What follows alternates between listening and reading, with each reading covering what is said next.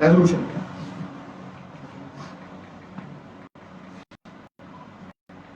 फिर मैं पूछता हूं उसके ऊपर इन्वेस्टिगेशन एजेंसी कौन है? कौन है इन्वेस्टिगेशन एजेंसी? स्टेट सब्जेक्ट है। इन्वेस्टिगेशन एजेंसी स्टेट है, पंजाब सरकार है।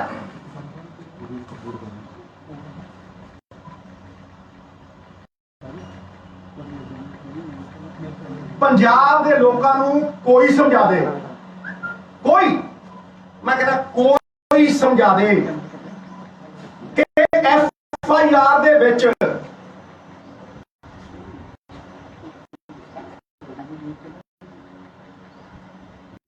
किसी का नाम क्यों नहीं? FIR अनपछातियां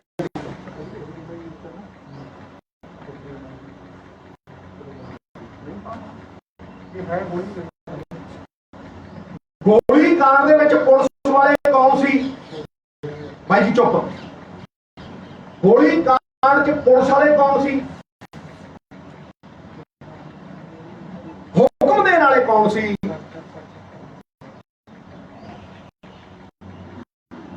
निक्के न्याणियां नूं पता नहीं, पता चुने नुमाइंदियां नूं पता है।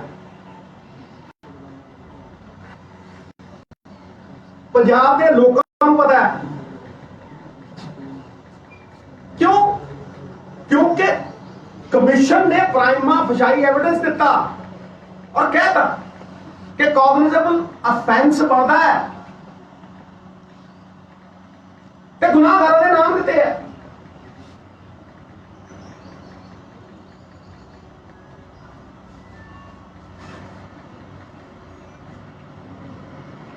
और की है करो बात। जब जुर्म आइडेंटिफाई हो गया, जुर्म करने वाले आइडेंटिफाई हो गए, फिर तुसी जुर्म पे ही क्यों खड़े हो? जुर्म करने वालियां दे ना क्यों नहीं दिंदे भाई?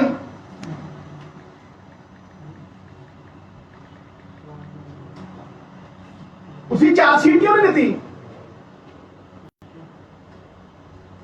मैं क्या आज तक कोई चीज करो, देखो टक देने खबर पुलिस है।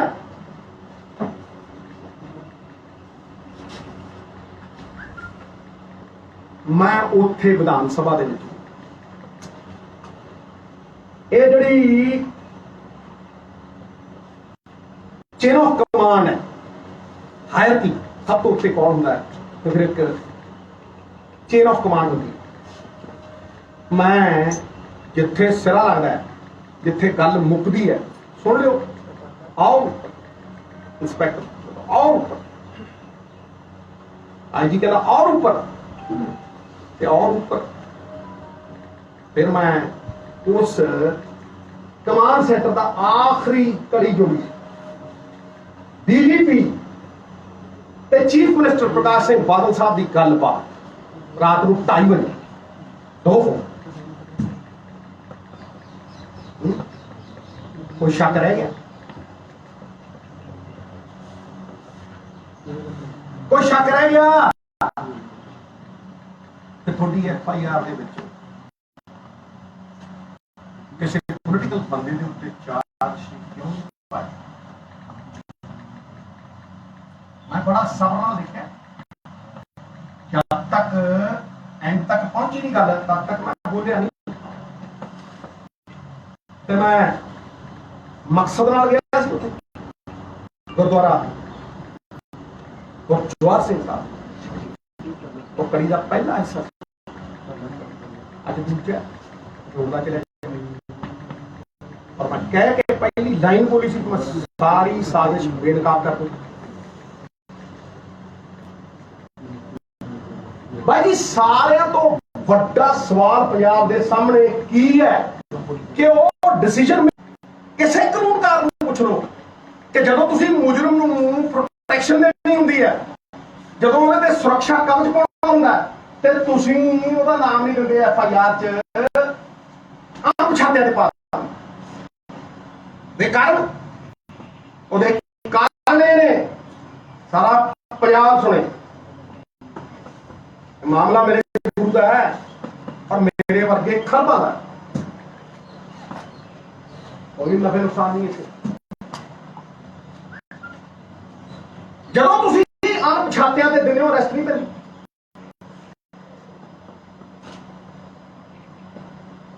ਤੇ ਜਦੋਂ ਤੁਸੀਂ ਕੋਕ ਕਰਕੇ ਪ੍ਰਾਈਮ ਫੇਸ਼ੀ ਐਵੀਡੈਂਸ ਲੈ ਕੇ ਤੁਸੀਂ FIR ਤੇ ਨਾਮ ਪਾਉਂਦੇ ਹੋ,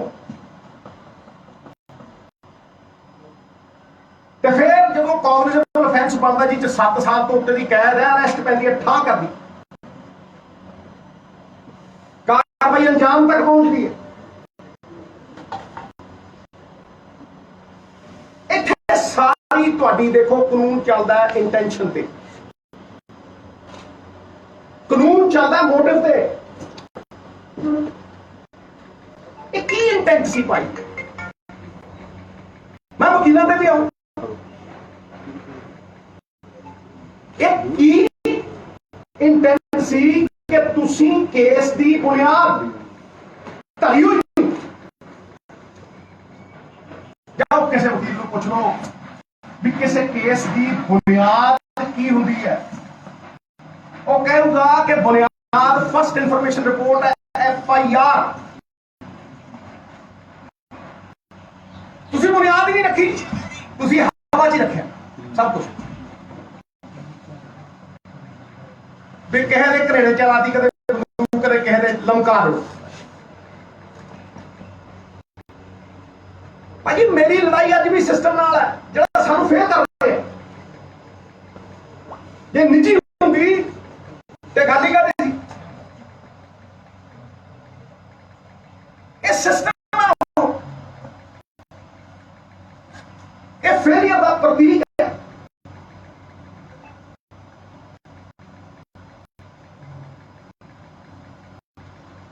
ਇਹ ਸਾਫ਼ ਦਰਸਾਉਂਦਾ ਕਿ ਤੁਹਾਡੀ ਇੰਟੈਂਟ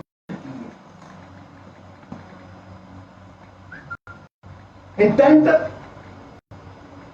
मनसूबा मंशा समझाओ। फिर भाई जब बुनियाद ही है नहीं, नाम ही है नहीं, फिर ले आओ किड्डा वड्डा वकील वो की कर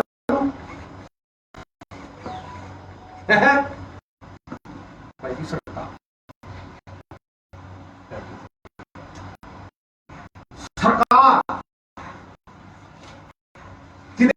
वकार के सवाल, सरकार का वकार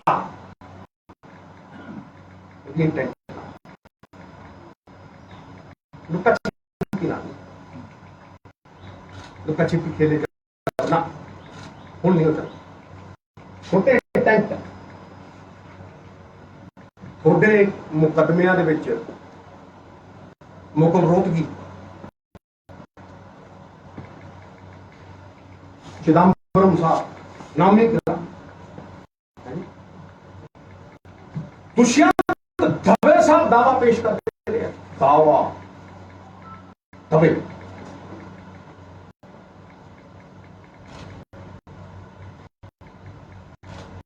गुरु साहब आरती अनंत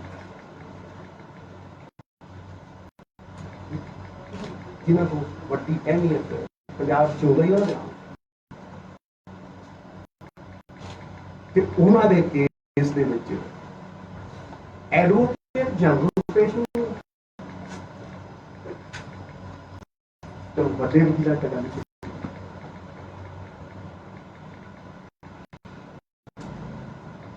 कहने की लोड़ है कि इन्वेस्टिगेशन एजेंसी को पता नहीं सी कि FIR किवें होई। भाई 2015 ले लो, 2015 ते भी FIR अणपछातिया जे ना पाए ते जिन्हां ते तशद्दुद हुई उन्हां 14 बंदियां दे पाते।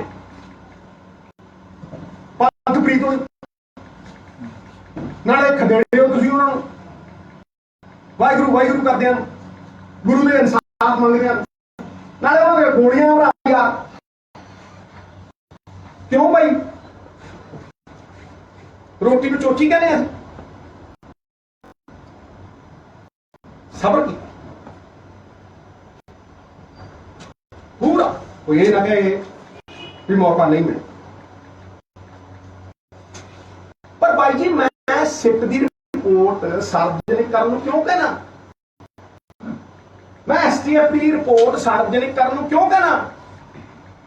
क्योंकि जस्टिस रणजीत सिंह की जो रिपोर्ट सार्वजनिक हुई, मैं उसे पहला बार जिन्हें जाके कहा सच सामने आऊ, इंटेंट सामने आऊ, मोटिव सामने आऊ, मंशा मनसूबा सब सामने आऊ पंजाब के लोगों ने। ये फैसला करने वाला कौन है? भाई गुरु की अदालत कितने है? मैं तो उस अदालत को जवाब दी हाँ आत्मा की अदालत करके गल करता, वो अदालत लोगों की बाकी लोग फैसला कर रहे, देख लो कर रहे। किसी पॉलिटिशियन के वास्ते इस तो बड़ी सजा है कि वो घरों बाहर ना निकल सके, कंधा टप के भजे, गुरु घर जावे और गुरु घर 30-40 की संगत कहे मुर्दाबाद, निक्के बच्चे मातावां मेरिया भैन, मैं अज ठोक के कहना उस गुरु की वफा नाल कहना, एवं नहीं मैं कहना कुकर उस दर का कुकर च वफा होंगी है, वफा तो बड़ी कोई फल। मैं कहना कि ना वो लभे, जिस सिस्टम ने पर्दे पाए है ਉਹਦਾ चकनाचूर होना सी, इसे करके होया चकनाचूर होना। और जड़े कपड़े भी पाउंदे हैं लभने वो भी आ गया सर,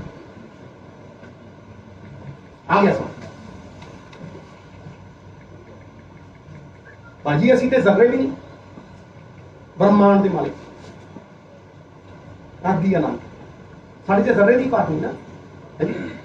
मैं सिट दे उत्ते तद कोई टिप्पणी करूँ जो सिट की रिपोर्ट मेरे को इन्वेस्टिगेशन एजेंसी ने पागल पागल सारे FIR कराने वाले, जिदन सिट की रिपोर्ट मेरे हाथ चो तो मैं टिप्पणी करूं भाई जी। मैं किताब का कवर देख के ਉਹਦੇ ਬਾਰੇ ਅੰਦਾਜ਼ੇ नहीं ला मैं पढ़ू ਤੇ ਫਿਰ ਪਿਛਲੇ ਇੰਨਿਆਂ ਸਾਲਾਂ ਤੋਂ ਪੰਜਾਬ 'ਚ ਕਿੰਨੀਆਂ ਸਿੱਟਾਂ ਬਣ ਗਈਆਂ, ਕੀ ਸਿੱਟਾ ਨਿਕਲਿਆ, ਇਹ ਮੇਰਾ ਅਨੁਭਵ ਹੈ। ਉਹ ਕਿੰਨੀਆਂ ਸਿੱਟਾਂ ਬਣ ਗਈਆਂ, ਕੀ ਸਿੱਟਾ ਨਿਕਲਿਆ। ਪੰਜਾਬ ਦੇ ਵਿੱਚ ਸਿੱਟ ਦਾ ਮਤਲਬ ਹੈ ਸਿੱਟ ਡਾਊਨ, ਬੈਠੋ ਹੋਏ ਚੁੱਪ ਕਰਕੇ, ਇਹ ਮਤਲਬ ਹੈ ਸਿੱਟ ਜਾਓ ਸਿੱਧੂ ਕਰ ਕੱਟ ਤੂੰ।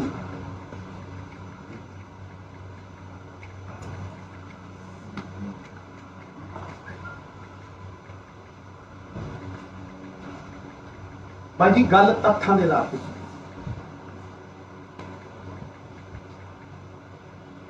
ना काबू से दोस्ती ना काबू से बैर, सिद्धू ने हमेशा मेरी पंजाब की है कि पंजाब की रूह मेरा गुरु है तो सेध लेंगे कि आम बंदा पुछदा कि जे असीं उहदे नाल नहीं खड़ सकते ਉਹਦੇ इंसाफ के उत्ते राजनीति करते कि असीं कित्थे खड़े, भाई जी कित्थे खड़े।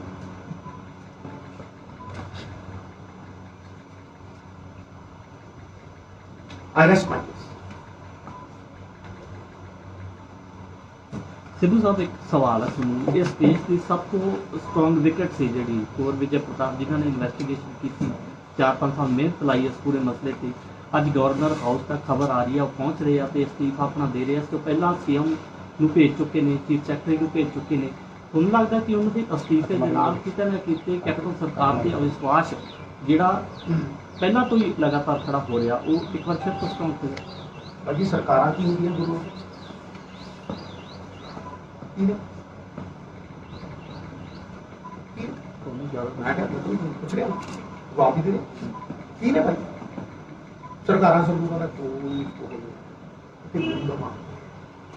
ਪੰਜਾਬ ਦਾ ਹਿੰਦੂ ਮੁਸਲਮਾਨ ਪੰਜਾਬ ਦੀ ਲੋਕ ਉਹਨਾਂ ਦੇ ਨਾਲ ਇਹ ਮੈਨੂੰ ਐਸਟੀਐਫ ਦੀ ਰਿਪੋਰਟ ਇਹ ਸਿੱਟ ਦੀ ਰਿਪੋਰਟ ਤੇ ਕੱਲ ਫੇਰ ਕਰੋ ਮੈਂ ਗੱਲ ਆਧਾਰ ਦੀ ਕਰਦਾ ਆਧਾਰ ਦੇ ਪਹਿਲਾਂ ਫਿਰ ਉਹ ਕਿਉਂ ਅਸੀਂ ਕਾਰਵਾਈ ਕਰਦੇ ਹੋ ਕੀ 4 ਵਜੇ ਵੀ ਕਰੋਗੇ ਕਾਰਵਾਈ ਦੇ ਕੀ ਨਹੀਂ ਬਾਕੀ ਇੱਕ ਨੂੰ ਵਾਰ ਤੇ ਮੈਂ ਕੀ ਕਹਿ ਰਿਹਾ ਵਿਧਾਨ ਸਭਾ ਕਰਕੇ ਕਹਿ ਰਿਹਾ ਕਰੋਗੇ ਆਓ ਉਹ ਦੇਖ ਲਓ ਕੀ ਕਿਹਾ ਕੜੀ ਨਾਲ ਕਿੱਥੇ ਕਿੱਥੇ ਕੜੀ ਹੋ ਦੇਖ ਲਓ ਕਿੱਥੇ ਹਰ ਚੀਜ਼ ਦੇ ਉੱਤੇ ਠੀਕ ਹੈ ਉਦੋਂ ਬਾਅਦ ਵੇਟ ਕੀਤਾ ਠੀਕ ਹੈ ਤੇ ਅੱਜ ਮੈਂ ਫੇਰ ਕਹਿਣਾ ਇਹ ਚ ਮੇਰੀ ਤੇਰੀ ਕੁਝ ਨਹੀਂ ਇਹ ਚ ਸਰਕਾਰ ਕੁਝ ਨਹੀਂ ਮਿੱਤਰਾ ਇਹ ਚ ਤੇ ਸਰਵੋੱਚ ਹੈ ਸਭ ਤੋਂ ਉੱਚਾ ਤੁਸੀਂ ਇਸ ਮਾਮਲੇ ਤੇ ਕੈਪਟਨ ਸਾਹਿਬ ਨਾਲ ਦੁਬਾਰਾ ਮੀਟਿੰਗ ਕਰੋ ਚਰਚਾ ਮਿੱਤਰ ਪਿਆਰ ਤੇ ਤੁਹਾਡਾ ਹੁਣ ਇੱਕ ਮਿੰਟ ਹੈ ਇਹ ਸਾਰਾ ਕੁਝ ਸਮਝ ਭਾਈ ਜੀ ਮੈਨੂੰ ਇੱਕ ਗੱਲ ਦੱਸ ਐਫਆਈਆਰ ਮੈਂ ਤਾਂ ਹੀ ਮੈਂ ਕਹਿ ਰਿਹਾ ਨਹੀਂ ਭਾਈ ਜੀ ਮੇਰੀ ਗੱਲ ਨੂੰ ਸੁਣ ਤਾਂ ਇਨਵੈਸਟੀਗੇਸ਼ਨ ਏਜੰਸੀ ਨੇ ਐਫਆਈਆਰ ਦੇਤੀ ਜੇ ਤੁਹਾਨੂੰ ਉਹ ਕੁਆਸ਼ ਕਾਹਦੇ ਤੇ ਹੋਈ ਹੈ ਕੀ ਤੱਥ ਆਉਣਗੇ ਸਾਹਮਣੇ ਉਹਦੇ ਤੇ ਗੱਲ ਕਰਾਂਗੇ ਹੁਣ ਕਦ ਨਹੀਂ ਗੱਲ ਕਰਨੀ ਜੇ ਤੁਹਾਨੂੰ ਲੱਗਦਾ ਕਿ ਇੰਨਾ ਕੁਝ ਹੋ ਗਿਆ ਤੁਹਾਨੂੰ ਲੱਗ ਰਿਹਾ ਹੁਣ ਤੁਹਾਡਾ ਫੈਸਲਾ ਸਿਆਸੀ ਕੀ ਹੈ ਭਾਈ ਜੀ ਮੇਰੀ ਗੱਲ ਨੂੰ ਸੁਣੋ